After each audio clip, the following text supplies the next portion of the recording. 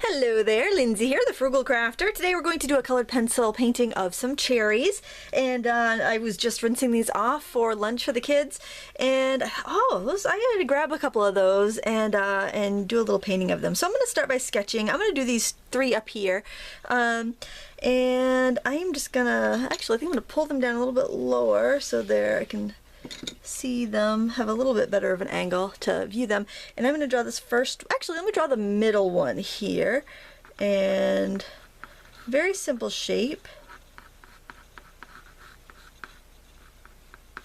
Draw that middle one in there. Of course, I'm not going to have room for, I may have to shorten the stems a little bit because I put them kind of high on my paper. And this other one here is kind of tipped away, so I'm going to get this one. This one is almost heart-shaped from my angle. I'm going to get that heart-shaped cherry in there.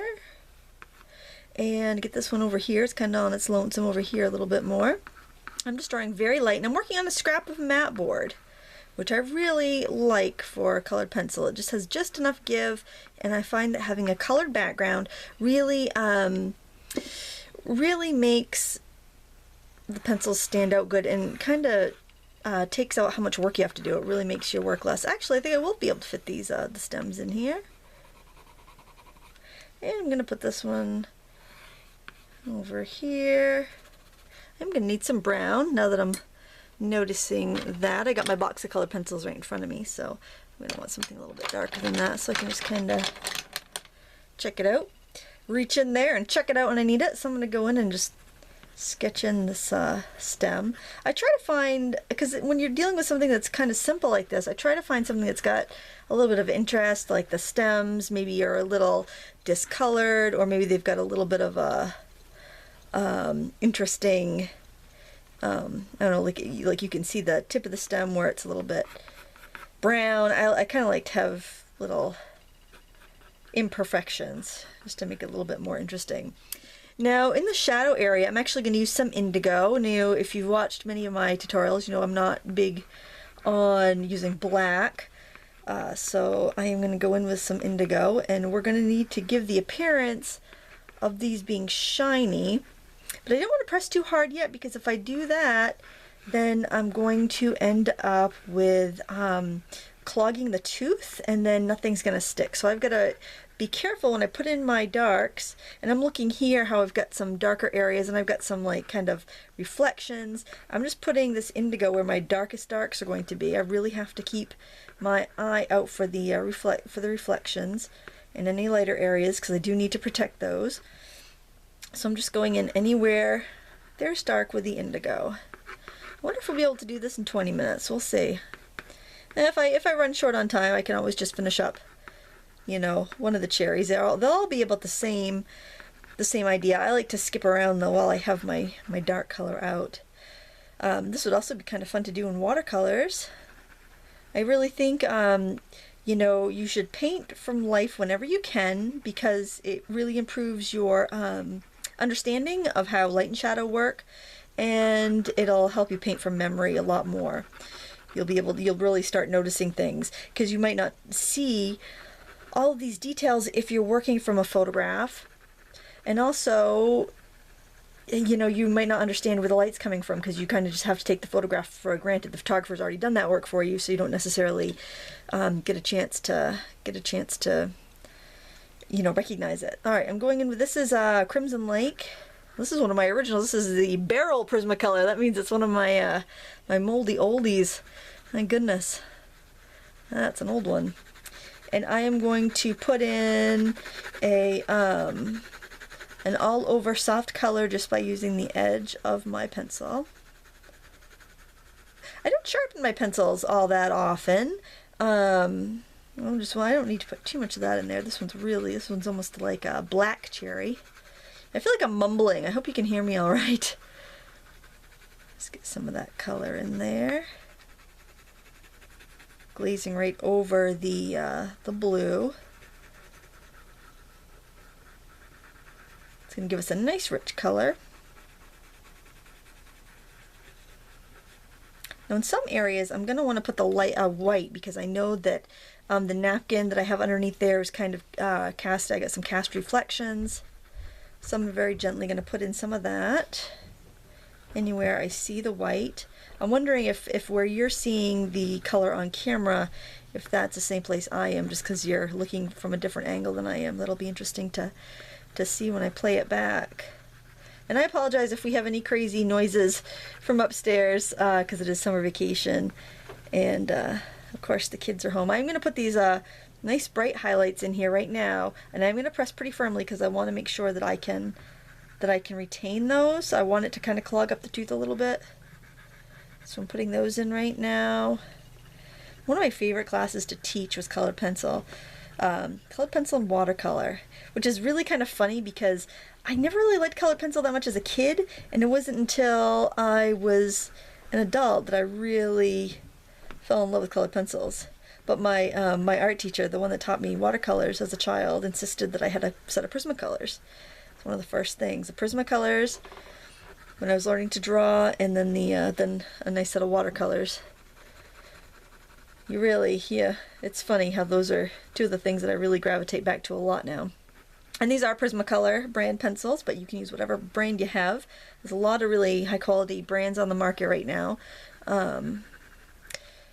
And I've always used Prismacolors. I do love to experiment with pencils, but I have to ask myself, do I really need to spend? Well, I've been like drooling over the Crafter's Companion pencils, and every time I see them go on sale, I'm just like, oh, I want them. But then it's like, really? I have so many pencils. Do I need to buy them just because they're new? It's been taking all my my restraint to resist buying those. I feel like I've got some warmer colors over here on this, so I'm going to add a little yellow to this. Even though there's yellow in the background, I feel like this middle cherry has some yellow undertones that I want to put in there. I'm not going over the blue, because if I go over the blue, I'm going to end up with green, and that's not what I want in these cherries. I am going to put some on the stem though. That'll help them glow a little bit with color. I think there's a misconception that colored pencil art has to be really weak and watery looking, and that's not the case at all. I'm going in with this lighter red. This is poppy red. Puppies! And I am going to just start to fill in the tooth a little bit more. I'm going to go around my highlights for now. Going right over my shadows though. I'm still not pressing down really firmly, because once you start burnishing, and that's what it is when you press down firmly, it's called burnishing. And once you start that, you keep the paper from wanting to accept new media. So you want to be careful. Now I'm going to pause it for a second because one of my kids just hollered to me. Alright, I'm back. I really have to finish up because I've got a request to go play catch. So I gotta finish this up so I can go get my softball mitt on. So I'm just kind of coloring over I'm pretty much going over this whole middle cherry with this poppy red, because this does have a much lighter tone than the others. And now, while I'm starting to refine, I'm also going to start to make my edges smooth, because I did just sketch on them really loosely, so I want to make sure that I have really nice smooth edges now. And feel free to turn your paper if you need to. I'm trying not to, just so you get the same perspective the whole time. And then I can start filling in my tooth a little bit more. And the more you use your colored pencils, the quicker you'll get to that stage where, like, when the first time if you're trying this at home, the first time you may be a little nervous to start going in and filling in the tooth, and then the next time, or maybe when you get over to the next cherry, you're like, well, I know not how much I needed. I can go a little bit thicker with the color now. You'll get a feel for that and how much color you want to put in at once. So it's all about practice. You get a lot faster the more you do it. I'm going in here with this Crimson Lake again because my cherry's a little too orange, so I'm bringing it back to red, and I am putting a little bit more pressure so it'll stick. I gotta make that nice and dark up there. And you can see as these layers build over the blue, it's starting to look like a really natural shadow. It doesn't really look like black, but it doesn't really look like blue either. It's getting much more natural looking. And so that's, I think, the key with colored pencil, is just layering and layering until you get just the look you're after. Now I do need a little more shadow in this, so I'm going in with a blue, and I'm going to start putting in my shadows. kind of putting in some more deeper shadows and reflections. So I am going to be a little bit more deliberate with my reflections.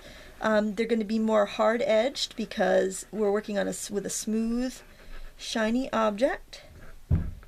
So I gotta keep those. Oh, my English is going out the window. So I gotta keep those kind of shiny, hard edges. You know, a little bit of white where I have my reflections. And sometimes you really have to look and pay attention.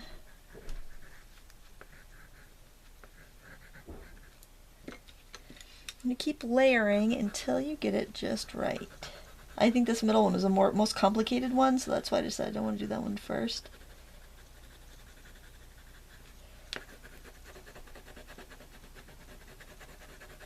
And now I can start burnishing, which means now I can start really applying the pressure and letting the tooth get filled. This matte board is fairly smooth, so there's a limit to how much pencil you can put there, but the benefit of it being really smooth is that it's not going to take a long time to color and to fill in. So, you know, that's kind of when you're choosing what kind of tooth you want for your paper. It just depends on how many layers you want to put in. If you know you want to put a lot of layers in, then you want a rougher paper. If you know you want to blend fairly quickly, then you want to go with something that's a little bit smoother. Alright, now I think I will turn it a little bit so that I can get in there and really sharpen up those edges.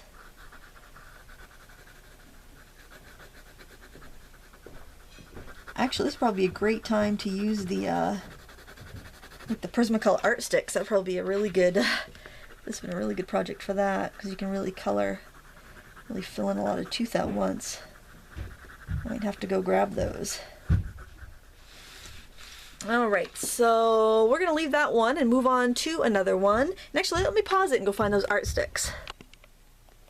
Alright, I do actually have that crimson right here in an art stick, so that's going to make much more sense to do that. And I also have the indigo in an art stick, so let me go ahead and put, I think I've moved my little cherry there, but that's alright. That's not going to be a big deal. I'm going to start going right over all of this. The art sticks are simply a the colored pencil lead without all of the without the wood, so much easier to fill an area in. This might drive somebody crazy who likes to keep their pencils sharp, but it's great for me. I tend to go a little bit looser with my coloring and sketching, and then just like refine it at the end. So now I can go. Now see, that took me how long on that middle one, and then I just did it to that point. So much easier. And I have an indigo one. I'm just going to go in and add some shadows to it. I'll refine the edges. I'm not going right out to the edges because I don't want that to be messy. I'm going to have to crispen that up a little bit. So I'm just going in. And this is the small set of art sticks. It's 24, the set of 24. These have been around a long time. That's the thing about like high quality art supplies. They don't just change when tastes change. You're always going to be able to find this, as opposed to some of the craft products or products designed for crafters that kind of come and go, and you can't just replace one color. I mean, you run out of one art stick, you can just buy that one art stick. You don't have to go buy a whole new set. So that's and that's the advantage of artist supply materials. You go and buy the one thing you're out of. And I've noticed a lot of times when crafters, when there's been lines of pencils and stuff for crafters, they tend to come in sets only. So it's kind of like, take the money and run. They're not there to support you when you've used one up. They just assume that you're going to lose interest before you've ever used them up. And I think that's a little too bad. And there we go. We're going to go around and we're going to sharpen up our edges now. And I'm expecting the water pump to come on in any minute because I just heard the water going upstairs. So let me just apologize in advance for that, because I know that's going to happen. And now I'm burnishing with the pencil because I have a little more control with that, and then I can also sharpen up my edges with that really well. I'm just going to go around and keep doing that, and you can see where it blends with the white. I'm getting that nice cast reflection. I hate to look at the clock. I'm thinking, oh boy, how long have we been doing this project? We're at 15 minutes. I think we might actually get this done. That would be cool. I'm going to finish this cherry anyway, just to make sure that you see the light and the dark one all complete, because that one's going to be done like this one right here. So that one really is heart-shaped, isn't it? Yep. And this again is the burnishing step, where we're coloring firmly and we're mixing all those colors together with pressure. Somebody mentioned once that they're having a hard time with their pencils blending in a cold climate, and I think that might be a situation where there's just not enough. If they're a good quality pencil, where maybe there's just not enough pressure being applied, or maybe the paper. You can try a different paper. I haven't noticed that. I do notice that heat does definitely help blend wax and oil-based media, but I haven't really noticed them not blending. And my studio gets down into the 50s in the winter, so that's pretty much as cold as anyone would be working in, I think. Okay, I just want to blow any crumbs off, and there goes the water pump. And I'm going to look back at my little cherry there, and I think I want to put some yellow in the highlights, because it feels like the highlights should be a little bit warmer. And then go back in with my white and add any other little highlights that I see. I definitely see a highlight up there. A lot of people like to burnish with white. They make colorless blenders, and sometimes I use them, but I find that often I just like to keep going back into the colors that I've been using. And I also want to mention that, I am rushing this, and you can get more realism and really beautiful effects just by taking a little more time. So, use my tutorials as a jumping off point, and then, really spend your time on it and see what you can achieve in the amount of time you have. I love to, do my colored pencil work. It's wonderful when you're like sitting at, in front of the TV, or, maybe your husband or wife is watching something that you're not particularly interested in, but you can, be there and in the same room, and you could be still enjoying each other's company, but you're each kind of doing your own thing. I kind of like that. So I'm darkening up the stem with a little bit of olive green, I believe that is. Back into this apple green. And so let's just focus on these two cherries here, because we have 2.5, 3 minutes left. I want to get the shadows on the board, and I'm going to use this yellow and the indigo, because I don't want to introduce a new color at this stage of the game. So I'm just going to sketch in the shadows that I see most prominent. And we have a couple shadows here because I have a couple different light sources. And don't forget the stem. I have moved my my things a little bit, so my shadows have changed since I began. I'm going to go in here just with I'm going to go in lightly with my indigo. Darker where it touches the object, and it's going to fade out a little bit later. And then I'm going to scumble over it with my gold, which is getting a little bit of a green cast, but I'm not worried about that. And then I'm going to go in with that brown that I used originally on my stems. And that's going to help neutralize that green, because it's kind of a reddish brown, and red and green are opposites. We know from color theory, right? Red and green are opposites. And I'm just going over that, and that's negating my green. We're going to have a nice, lively, colorful shadow. I will finish this and show a picture of it on my blog eventually. Maybe this weekend. I haven't done a colored pencil tutorial in a while. It's probably due. I don't necessarily put everything on YouTube on my blog, but I think I will with this one. And I know I will eventually. I have a vacation coming up. I'm going to have to put some stuff in the can here.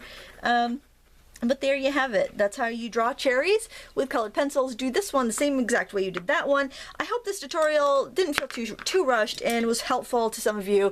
And if it was, I would appreciate a thumbs up and a subscribe button and sharing it. And I do appreciate every single one of you that does that. Thank you so much for watching. Keep working on your project.